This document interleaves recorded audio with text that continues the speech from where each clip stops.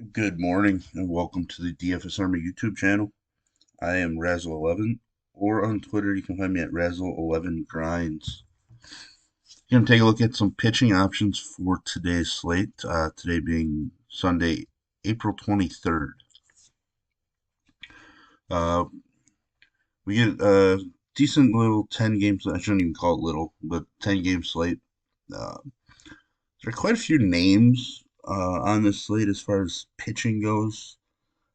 But I think a lot of them end up just kind of being names in that I don't know if we want to use them. I'm not against using them, but they won't be priorities for me. So let's get started at the top here. We get Jacob DeGrom. Now I mean, at this point, what do we do? I mean, it's DeGrom. He's dominant when he's out there. Do we trust that he just comes back and throws 90 pitches again after leaving last start due to wrist soreness? Uh, I just don't. I mean, I think we just have to play him, but I don't feel great about it. Um, Not that I don't feel great about the matchup, right? Like Oakland is a pretty solid matchup for him, but I'm sick of playing DeGrom and then having him leave starts. But we're supposed to leave that out of our research, really, or out of our mind when we make decisions, unless it's said that he's going to try to pitch through something. Then that worries me. But um, all signs point to him being good to go. So I am going to roll with Jacob DeGrom.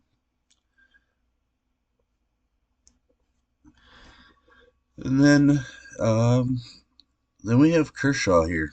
Uh, I think I am going to go on the fade with Kershaw. Uh, he he's been weaker on the road so far this year. Um, Runs have been scored aplenty in Wrigley in this series, and I just don't think I need to pay 10.7 for him on DK. Uh, Maybe he's a FanDuel play. I haven't looked over there, but for me on DraftKings today, I'm just not interested in paying 10.7 for him. When I can just pay the 11 for DeGrom in a better matchup. Um, Looking over at the weather real quick, it's going to be cold in Chicago. Um, no real discernible wind or anything, so maybe this game plays a little lower than the last couple, but yeah, for now I'm going to be off of Kershaw today at that price point. Kevin Gausman. Here's one that on first look people probably are going to skip over, but I'm actually very interested in Gausman against the Yankees. There are some Ks in the lineup, and I did a quick look at how Gausman fared last year. He was extremely strong against the Yankees lineup last season in two starts. Struck out 16 in those two starts and allowed just 2 runs. So I know he's given up 2 home runs in each of his last two starts. Um, but even against that Detroit, when he gave up 3 runs in 8 innings, he still struck out 11. There's always worry, this ballpark can allow some home runs, but uh, Gausman is a guy that I am going to be heavier on than the field. Two guys that I'm probably going to, actually a group of 3 guys that I'm going to probably end up fading here. Is going to be this Luzardo, Burns, Stroman trio. I'm a big fan of Luzardo. I like his upside. It's going to be pretty cold in Cleveland, but the matchup doesn't bring a ton of K upside, and I worry about some of his walk issues at times too. So like this matchup just feels like it's one where he might walk 3 and strike out 4 or 5. Um, so I'm from a DFS standpoint, I think I'm just going to be off of him, especially at 9.7K. Uh, I haven't had a chance to dig too much into Burns, but I still think he's on my fade list. He's been on it a couple times now after me wanting to play him in the freezing cold in Wrigley to start the season, and he put up 4.5 DK points. Uh, I'm just not sure that he's right now, so I'm gonna probably end up fading Corbin Burns again. So it's always dangerous, to fade a Cy Young winner, but I don't know. I just feel like there's spots that'll get similar results, or obviously greater. And I mentioned Stroman. I think he's just pitching out of his butt a little too much.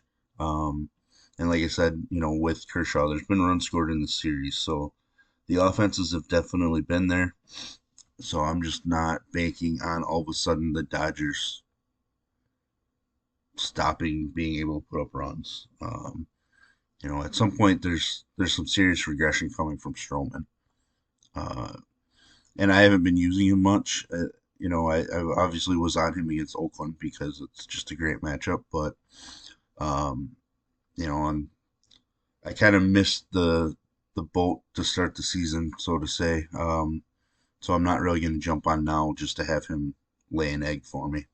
But uh, a couple guys that I'm using down below, since we talked about a few fades up the top. Bailey Ober for the Twins. Great spring. Didn't really make the rotation because there wasn't any openings. Been great at AAA. 30% K rate as listed down here. Against a Washington team that obviously just knocked around Pablo Lopez, but a lot of that was Lopez had no idea where the baseball was going. Multiple wild pitches, multiple hit batsmen, multiple walks. He just had no control in the cold weather in Minnesota. So Bailey Ober is somebody I'm going to. It is supposed to be, pretty cold in Minnesota again. Um, Unfortunately, it looks like it's the worst hitting environment on the slate, which sucks because the Twins are facing Patrick Corbin. So, um, but yeah, two other names I'll give you really quick. This ends up being a lot more names than I probably should drop, but Grayson Rodriguez taking on Detroit. I know he hasn't looked great at the major league level yet.